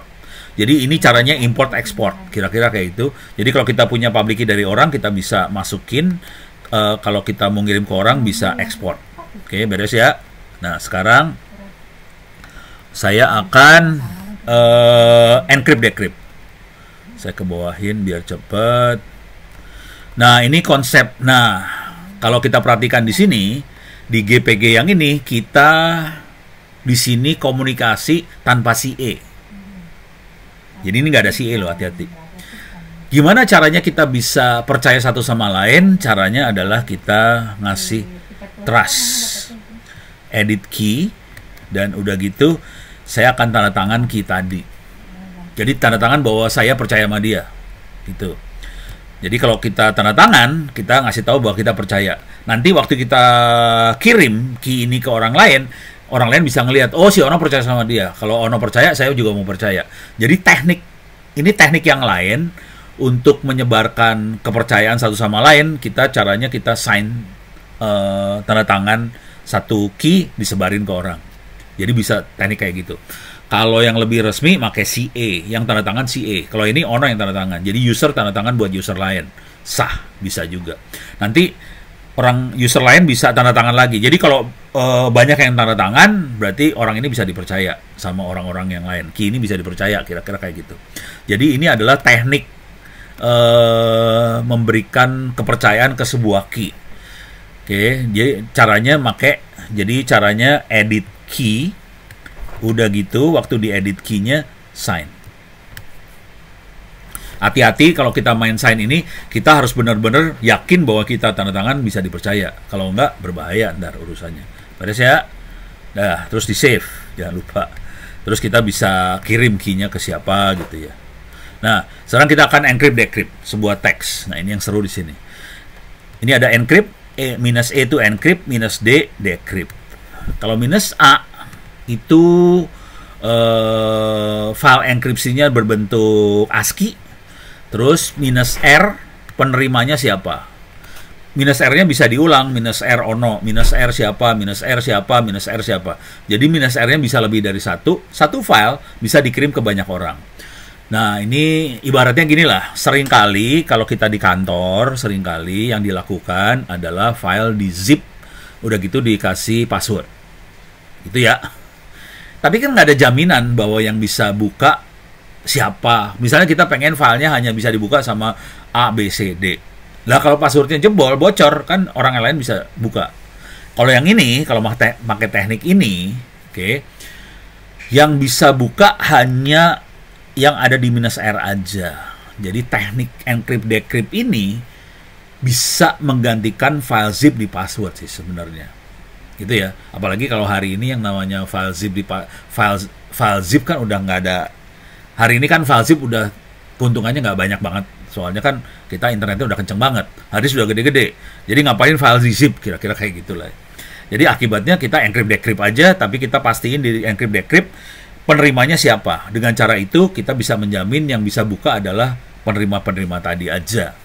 Nah, cuman kita punya masalah dari sisi budaya. Banyak pimpinan birokrat di Republik ini menyerahkan segalanya ke sekretaris misalnya, atau ke tata usaha. Ya udah, orang tata usaha bisa decrypt to file. Nah, itu masalah sih sebenarnya. Oke, kita akan kerjain ini ya. GPG -a-r nama file, dan nanti decrypt -o output filenya, nanti filenya bisa ASC, bisa GPG. Oke, kita masuk sini. Oke, ini saya buang dulu. Saya bikin file, namanya ini file asli.txt. Isinya cuma tulisan ini file asli banget. Nah, isinya cuma gitu doang sih. Filenya teks doang. Oke. Ini ada satu file namanya ini file asli.txt. Kalau kita lihat isinya cuma gini doang. Bisa dibaca nih ya. Nah, sekarang kita mau encrypt. Cara encryptnya cuman GPG encrypt. Dibikin pakai Armor, pakai ASCII. Penerimanya adalah ono@indo.net.id. Nama filenya ini file asli.txt. Enter. Oke, beres. Udah selesai tuh encryptnya. Coba kita lihat ls. Ada dua file nih. Ini file asli.txt, ada ini file asli.txt.asc. Kalau kita lihat ini file asli.asc, filenya bentuknya kayak gini. Jadi message-nya udah di-encrypt nih, kita nggak bisa baca sekarang. Oke, yang bisa baca hanya Ono karena tadi receiver-nya Ono aja. Nah, kalau kita mau decrypt, caranya cuman GPG decrypt output filenya, misalnya kita kasih nama sembarangan aja ya. Ini hasil decrypt.txt. Oke, filenya yang mana yang mau kita decrypt? Ini file asli.asc. Ini yang mau kita decrypt. Oke, enter. Kita harus masukin private key 1 2 3 4 5 6 enter. Oke. Nanti dia kasih tahu langsung file tadi di encrypt pakai RSA 3072 bit. Oke, yang encryptnya namanya Ono. Dia langsung ngasih tahu. Waktu kita decrypt ya, dia ngasih tahu bahwa ini di encrypt pakai apa, yang encrypt siapa, kapan dibuatnya, dikasih tahu semuanya. Saya clear dulu layar. Sekarang kita lihat ada 3 file sekarang. Ini file asli.txt, ini file asli.txt ASC, ini file hasil decrypt.txt. Coba kita lihat, ini hasil decrypt.txt. Dapat sama. Kalau saya more, ini file asli, sama persis. Beres ya. Jadi itu prosesnya encrypt decrypt. Jadi kalau mau enak komunikasi, kalau mau gelo komunikasinya, ya udah main ginian aja, udah encrypt decrypt, udah bonyok lah, orang pasti mati lah buat main kayak ginian. Cuman paling enak di Linux sih, nggak tahu di Windows, mungkin di PowerShell-nya sekarang udah bisa kayak gini, mungkin ya, nggak tahu dah. Oke, sekarang kita akan lihat yang namanya tanda tangan digital. Ini beres ya, encrypt decrypt gampang. Nah, sekarang kita lihat tanda tangan digital, seru. Membuat dan verifikasi tanda tangan digital. Oke. Tanda tangan digital bisa dibuat caranya gini. Bisa dokumennya di tanda tangan dan di ini sekalian, atau kita bikin clear sign, atau kita bikin detached signature. Oke. Kalau detached signature tanda tangan digitalnya misah dari dokumen, gitu ya. Jadi ini yang dilakukan sama tanda tangan aplikasi tanda tangan digital yang ada di kementerian lembaga, di Tangsel, kayak gini sih konsepnya sih sebenarnya. Jadi kita sebenarnya bisa bikin pakai command line seperti ini, bisa-bisa aja ya. Oke, sekarang saya akan coba kerjain yang ini. Oke. Jadi kita bikin dokumennya di tanda tangan, tapi dokumennya di encrypt semuanya sekalian. Jadi ini saya akan delete dulu, remove bintang supaya kosong.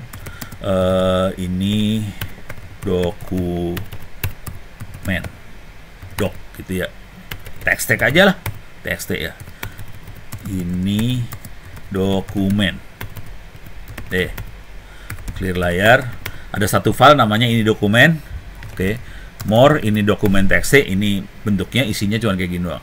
Nah, sekarang saya akan tanda tangan tuh dokumen. Oke.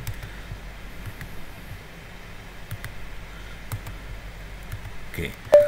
Yang ditandatangan adalah ini dokumen txt. Nah, sekarang di sini saya akan bikin ini dokumen txt SIG. Tanda tangan ya. Oke, dah, ls. Kita punya ini dokumen txt SIG. Coba kita lihat isinya apa. Ini dokumen txt SIG. Nih, bonyok. Nggak bisa dilihat binary bentuknya. Kalau mau dibikin ASCII, dikasih kayak ginian nih. -A. Tambahin -A supaya jadi ASCII ya. Kalau binary gue pusing ngelihatnya. Jadi diginin aja. Yes, override. Hancurin, ls, more, ini dokumen SIG. Ini jadi kayak gini. Ini yang kita lihat di email tadi ya. Bentuknya begin PGP message, dokumennya nggak bisa dibaca, tanda tangan digitalnya nggak bisa dibaca, public key-nya nggak bisa dibaca, semuanya nggak bisa dibaca, semuanya di-built in di dalam situ semua.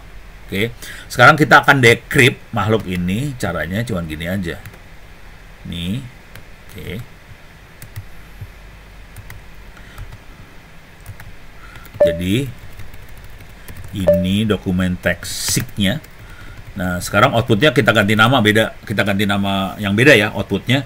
Misalnya outputnya saya bikin dokumen yang diterima.txt. Enter. Oke. Dia langsung ngasih tahu bahwa signature-nya bagus. Dibuatnya kapan, oleh siapa, segala macam kelihatan di situ. Nah, sekarang kita lihat more, dokumen yang diterima txt langsung keluar sama persis. Oke. Jadi tanda tangan bisa langsung dicek. Jadi kita bisa tanda tangan langsung. Tapi ini kondisinya adalah tanda tangan sama dokumen jadi satu. Gitu ya. Nggak bisa. Orang lain nggak ada yang bisa baca kecuali si penerima. Karena ini semuanya ke encrypt semuanya. Nah, sekarang saya akan bikin tanda tangan yang di dilepas ya. Ini detach. Detach itu lepas dari dokumen. Jadi dokumen sama tanda tangannya lepas. Oke. Nanti kita bisa verify tanda tangannya. Jadi kita akan bikin tanda tangannya dilepas, tapi bisa di verify. Oke. Jadi perintahnya kayak gini. Ini saya delete lagi dulu ya. Remove bintang. Oke. Saya akan bikin dokumen dengan tanda tangan lepas. Filenya namanya itu, isinya tanda tangan, tanda tangan akan dilepas. Kira-kira gitu ya. Oke. Jadi ada satu file di sini namanya dokumen dengan tanda tangan lepas.txt. Isinya cuman gini aja, dokumen dengan tanda, isinya cuman gitu doang ya. Oke. Nah, ini akan saya saya akan bikin tanda tangan tapi dilepas.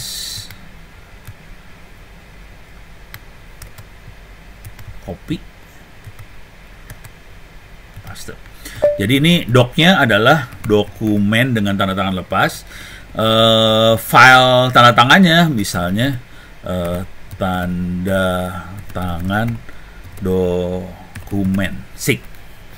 Supaya hidupnya enak, saya kasih gini lah, -A, supaya bisa bentuknya teks ya, bisa saya baca. Kalau binary bingung bacanya ntar.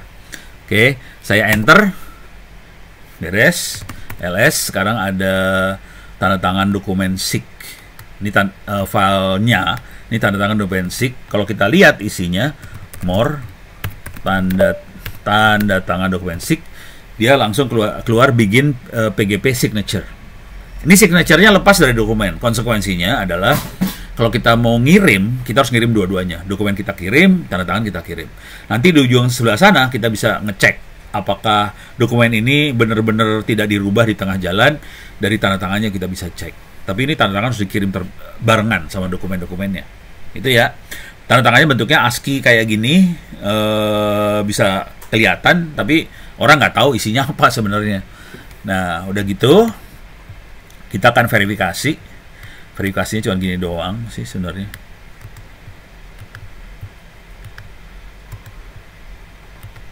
Oke. Ini dokumennya. Terus tanda tangannya adalah tanda tangan SIG. Oke. Jadi dua file itu digabungin kayak gini caranya. Verify tanda tangan dokumen SIG sama dokumen dengan tanda tangan lepas, enter, langsung keluar. Good signature juga sama. Cuma di sini kasusnya si dokumennya lepas, orang bisa baca dokumennya tetap, tanda tangannya misah, tapi bisa dicek. Dan ini bisa kita pakai di dokumen-dokumen yang kita di pemerintahan, orang bisa baca dokumennya, ada tanda tangan yang QR code-nya harusnya isinya kayak gini sebenarnya. Kira-kira gitu sih di pemerintahan. Oke, beres ya.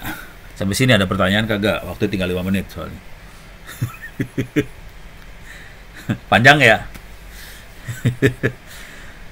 Aman kan? Oke. Aman ya. Karena waktu tinggal 5 menit, mau nerangin yang baru lagi udah susah. Udah nggak ada waktu buat nerangin yang baru. Mudah-mudahan udah kebayang nih ya urusan enkripsi. Di pemerintahan baru belajar tanda tangan digital. Ya, yang jadi masalah budayanya sih sebenarnya, karena mereka tidak tahu filosofi di balik tanda tangan digital. Kadang-kadang ini kejadian nih, asli kejadian beneran. Jadi waktu itu saya sama Diskominfo Jawa Barat, bukan Diskominfo Tangerang Selatan, sama Diskominfo Jawa Barat. Kepala Dinas Kominfonya bagus sih, Bu Ika, doktor S3. Bu Ika bagus, dia bikin Zoom mau ngomongin soal tanda tangan digital.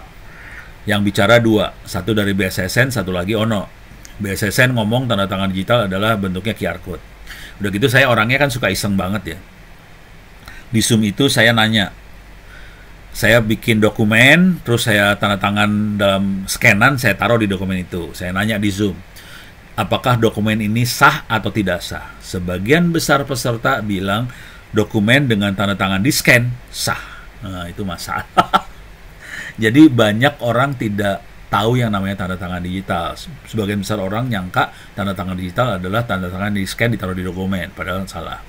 Terus saya bilang itu salah. Tadi teman-teman Diskom BSSN bilang tanda tangan digital bentuknya QR code. Oke, udah gitu saya bikin dong nih dokumennya, saya bikin lagi, terus saya googling QR code, saya tempel di dokumen itu. Pertanyaannya, apakah ini sah atau tidak sah? Sebagian besar bilang sah. Jadi masalah lagi. Padahal QR code kan sebetulnya QR code ini kan bisa kita bikin jadi QR code nih, kata-kata seperti ini bisa kita bikin jadi QR code juga. QR code bisa bikin jadi URL, nanti URL-nya nunjuk ke file ini, bisa, sah, semuanya bisa. Jadi sebetulnya bukan QR code-nya yang penting, bentuk ininya yang penting. Bikin PGP signature yang penting.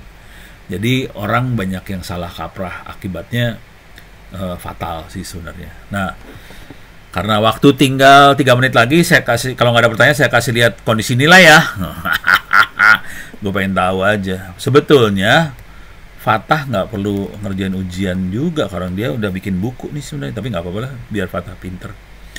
Ini kuliah jaringan komputer, bisa dilihat grades-nya. Mudah-mudahan Anda semua sudah terdaftar di kuliah jaringan komputer ini. Kalau belum terdaftar, tolong daftar. Pastiin ininya nomor 64 ya.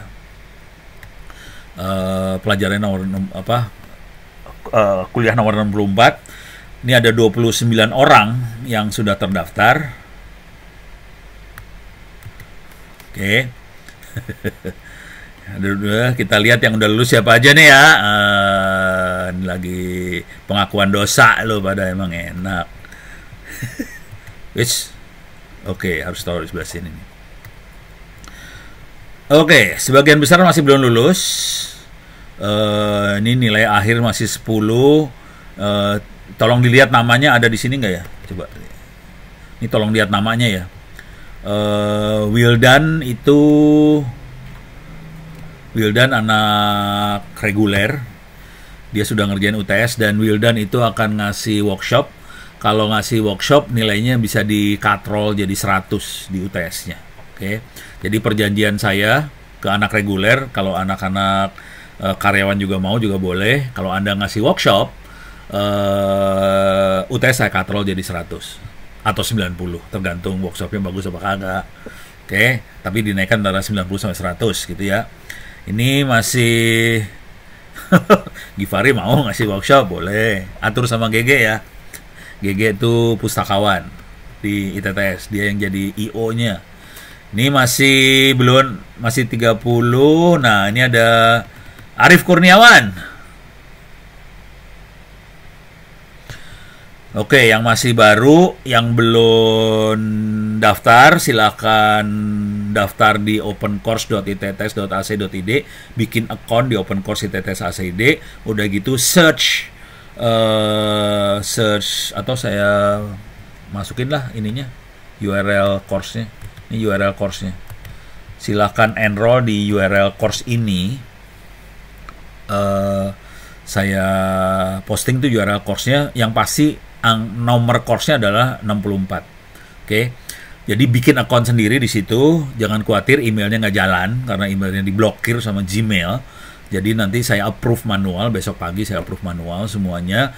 Nanti tinggal enroll di kuliah itu.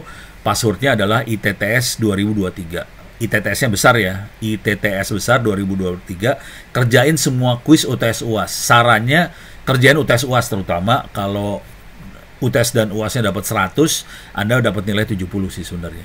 Kalau UTS UAS 100, 30 yang sisa dapatnya dari kuis. Kalau mau gila lagi, gayanya gaya Wildan atau siapa aja, bikin workshop.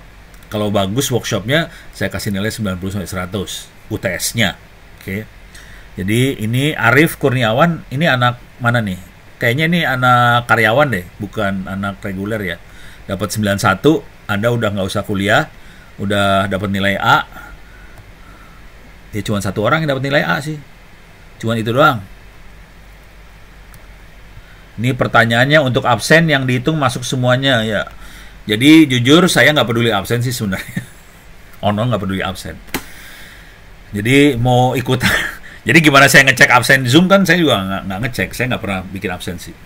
Jadi ntar absensinya saya bikin 100 semua sih. Cuman absen tidak ada dalam nilai ya. Kalau ono absen nggak ada dalam nilai. Yang ada dalam nilai kuis, UTS, UAS. Dan itu kalau bisa nilainya di atas 90. Sebisa mungkin di atas 90. Gitu ya. Beres ya? Ada pertanyaan lagi? Nggak ada? Aman? Aman ya?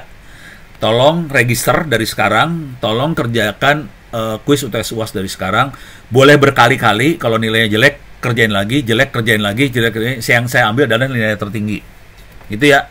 Boleh dikerjakan sebelah-sebelahan sama temen, nggak masalah. Karena soalnya 100 soal dan 100-100-nya pasti 2 orang itu beda. Saya kasih tahu dulu ya. Di kuliah ini jumlah soalnya ada 6.000 soal. Kalau UTS sama UAS kan 100 soal, 100 soal. Jadi kalau 6.000 soal, ya duduk sebelahan ya soalnya pasti beda sih. Percuma. Kira-kira kayak gitu ya. Insya Allah khatam. Biasanya akan khatam sih. Oke. Saya tutup dulu pertemuan kita malam ini. Mudah-mudahan bisa bermanfaat. Billahi taufiq wal hidayah. Assalamualaikum warahmatullahi wabarakatuh. Oh ya, minggu depan nggak ada kuliah ya. Minggu depan kan UTS harusnya ya. Jadi nggak ada kuliah. Kita akan ketemu lagi minggu depannya lagi. Oke. Terima kasih. Assalamualaikum warahmatullahi wabarakatuh. Waalaikumsalam warahmatullahi wabarakatuh. Terima kasih, Bro. Oke, sama-sama.